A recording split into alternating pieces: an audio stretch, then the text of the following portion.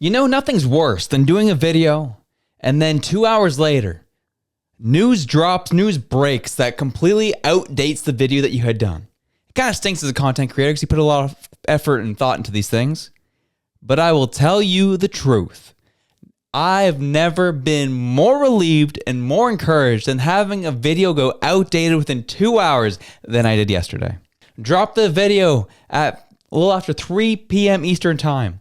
Then shortly, about an hour and a half, 2 hours after that, Trudeau announces that him and Trump had come to a tentative agreement, a tentative understanding of how they're going to progress with the border for the next 30 days, and tariffs will be put on pause. Big news, breaking news that happened last night. I was encouraged. I hope you were encouraged. I was excited. It's one of those things. I just don't give a crap about who gets the credit. I'm just happy that we stave off tariffs for another day. Before we jump in and look at the reactions and look at what this means for us moving forward and what can happen, what needs to happen here in Canada, let's look at Trudeau's announcement. I just had a good call with President Trump. Canada is implementing our $1.3 billion border plan, reinforcing the border with new choppers, technology, and personnel, enhanced coordination with our American partners, and increased resources to stop the flow of fentanyl.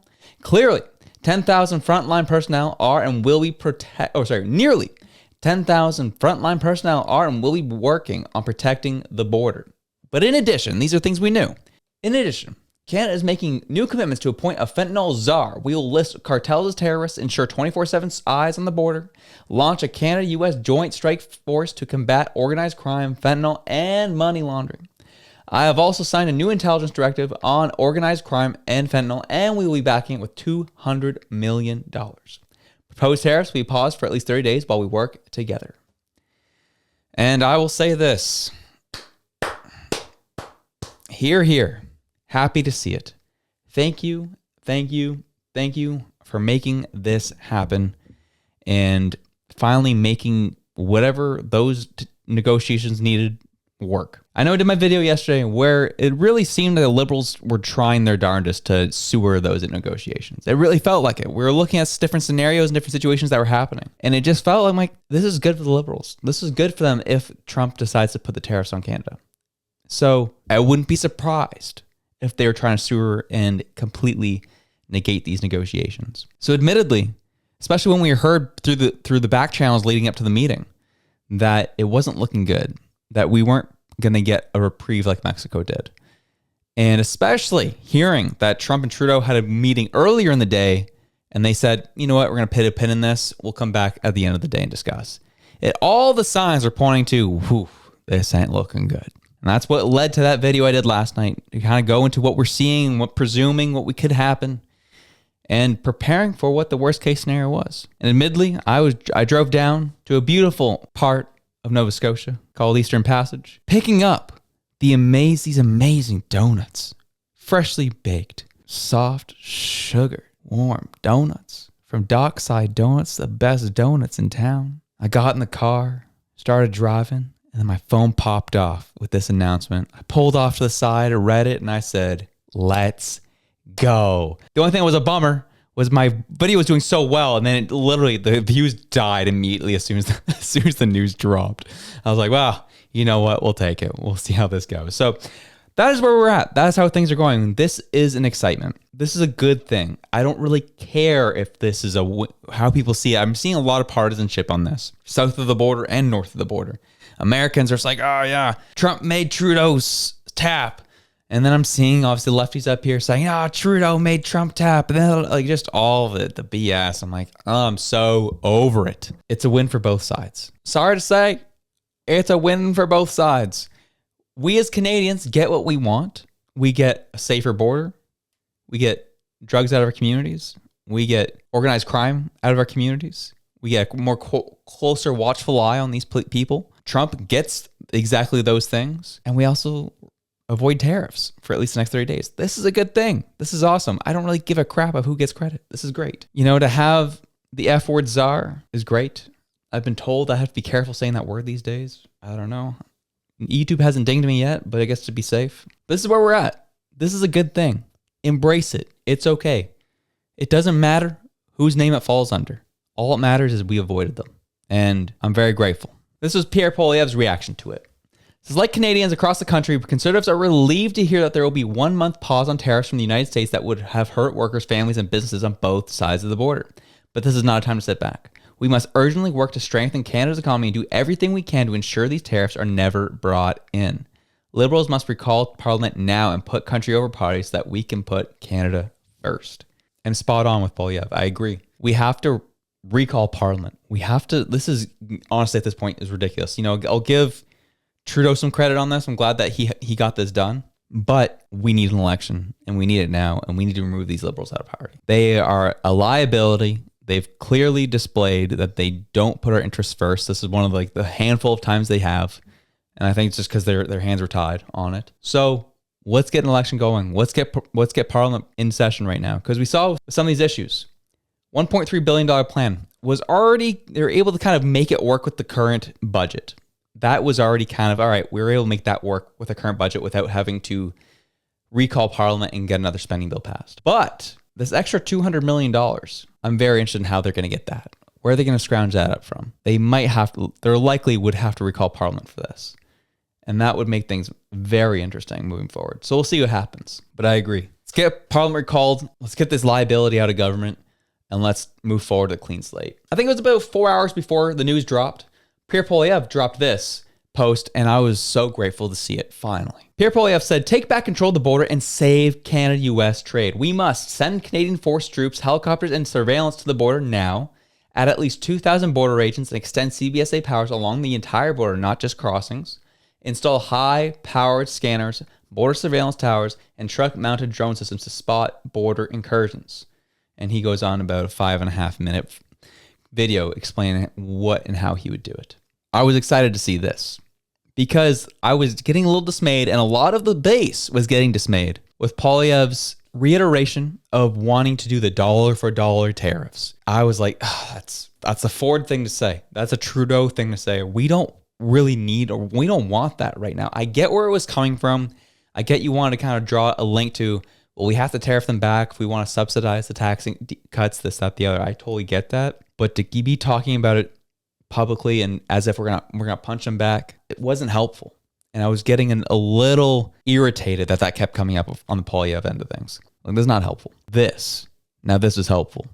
This is the issue. And a lot of people took issue with me saying it's about, I said it loud and clear on the X. I said, this is about the border. That's the first thing I posted after the announcement came down. And some people took issue with that. Oh no, it's more than that. I'm like, I get it. 100% I get it. It is more than that. We have so many organized crime groups in this country. Over 4,000, RCMP said. On top of the Calistanis, on top of the IRGC groups, on top of the Chinese police stations. Yes, we need to get all of that in order to make sure we get things settled and stop this flow across the border back and forth. Yes, it is deeper. And we need to get this sorted and figured out. And extending and growing and building this out is how we do it. This is the messaging.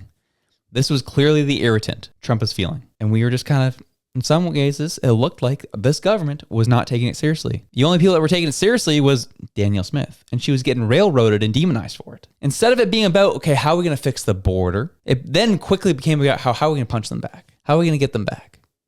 And that was completely and utterly unhelpful. So I was glad to see Poilievre put this out without the dollar for dollar rhetoric and just say straight up, this is how we're going to fix the border. And that's all we wanted. We are now seeing a shift in rhetoric from Mr. Ford. A 30-day pause in tariffs offers more time for negotiations and more time for cooler heads to prevail. Instead of fighting each other, we need to work together to make Canada and the US the richest, most successful, safest, and most secure two countries on the planet. Watch my appearance on the Meet the Press from earlier today. And he goes in on this. And it's really rich to hear him say, we shouldn't be fighting each other. Brother, that's all you've been doing, is trying to fight Trump on this and make it about the tariffs rather than about what his issue is with us in the first place. And then putting pressure on Trudeau in turn to help him realize it's about the border, not about the negotiation tactics to kind of throw you off. Look at what is going on right in front of you. Take a look what's happening in the country. And I get it because I was there. I was unaware of all the terrorist organizations that were operating in this country. Totally unaware of it. Had to do my own research on it, then to be like shocked of what was happening. I was like, this is being allowed to happen? This is unreal. And I get that politicians are normal people, especially Ford in this case as he runs Ontario. They're not always aware. They should be, but they're not always aware. But they need to start being aware of what is happening. And it's always been about the border. Then you had Francois Legault, Premier of Quebec, who's now shifting and changing his tone on getting our natural resources to other markets. Anyway, if there is or not some tariffs, we need to have diversification of markets. So it includes working better with other provinces, but also with Europe, with other countries than U.S. We have 71% of our exportation going to U.S. It's a lot too much. And we have also to increase our productivity, because right now my big fear is when you compare Canada to United States, there's something like 30% of difference for the productivity. So we really need to work, all of us in Canada, on our productivity. Could this mean Energy East is coming? I hope so. I hope is he entertaining any of pipelines? Well, I hope so. Be nice to see. But the last thing I'll share, and this was it was almost a little bit of a peer into how the negotiations were going. It was Public Safety Minister David McGuinty explaining kind of how he understood the negotiations were going between Trudeau and Trump. And if I'm reading this correctly, it makes sense of why this was all going so horribly. Tell us how this happened. I mean, there was a 9 o'clock phone call, then a 3 o'clock follow-up roughly. Was there a demand put on the table and then it was responded to in the later conversation? How did it go today? David, this has been in the works for weeks. We've been corresponding, working with our American counterparts. Melanie Joly, the Minister of Foreign Affairs, has been leading group after group, delegation after delegation. My colleague, Minister LeBlanc, I was in Washington last week meeting with the border czar and other officials from the White House and Congress. So we've been working on some of these elements for weeks. It came together, I think, at the right moment. We are obviously pleased to see this development, but we have more work to do. What changed, though, or what transpired from the first call this morning to the second call this afternoon to then the public statement from the Prime Minister? I think that it's fair to say that the President was apprised more directly with many facts around the work that we've actually done on the border. He's much more aware now of the investment we've made, how far we've come. These new elements are building on some of the things we've already begun. For example, this question of a joint North American strike force is something we've been negotiating for some time, bringing it forward.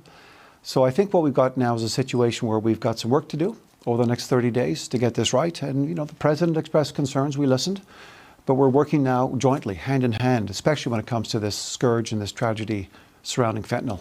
The thing that really struck me about that conversation was that the President was apprised more directly to the work that we had been doing and the things that we were putting forward on the border.